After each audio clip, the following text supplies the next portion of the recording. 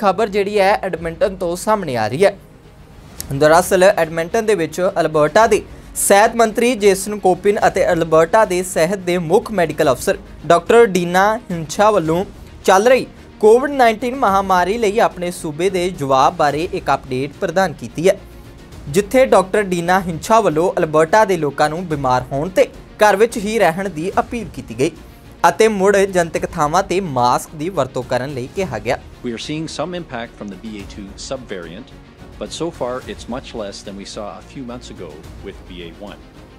That's what we've been expecting based on experience in other jurisdictions such as BC and Ontario, and given our high vaccination rate and recent exposure to BA1. There are also some early signs that BA2 infections may be at a plateau. The average positivity rate of PCR tests completed over the past 7 days was 25.9%, which is very similar to the previous week's average of 26.6%.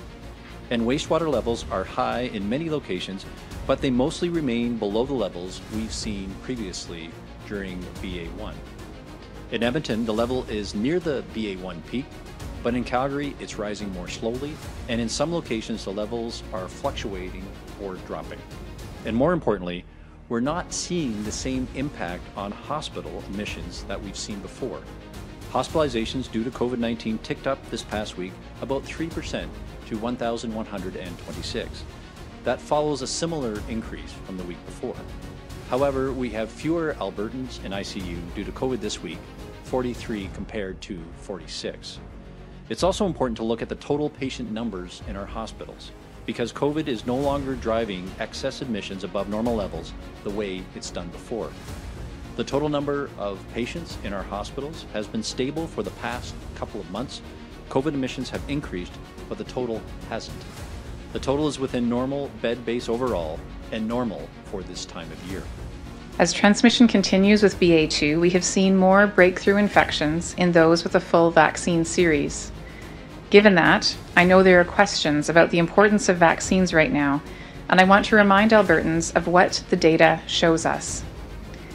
When we look at the difference in the risk of severe outcomes by vaccination status, it is very clear that vaccines are critically important in lowering the risk for hospitalizations and deaths. If we look at everyone in Alberta age 5 and up, in the last 4 months, those who were not vaccinated were more than 3 times more likely to be hospitalized with COVID-19 and almost 8 times more likely to be admitted to ICU than those who had 3 doses of vaccine.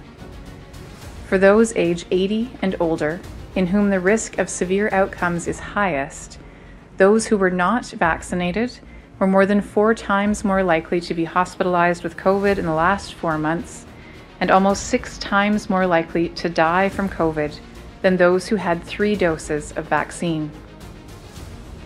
It has always been true that most people who get COVID do not need hospital care, and especially with high 2-dose coverage, at this point, the initial infection will be mild for most people. Some individuals may not even notice their symptoms until a couple of days have passed owing to spring and allergy season. Many may be tempted to shrug off these mild symptoms and continue to go about their daily business, to work, to run errands, to take part in regular activities.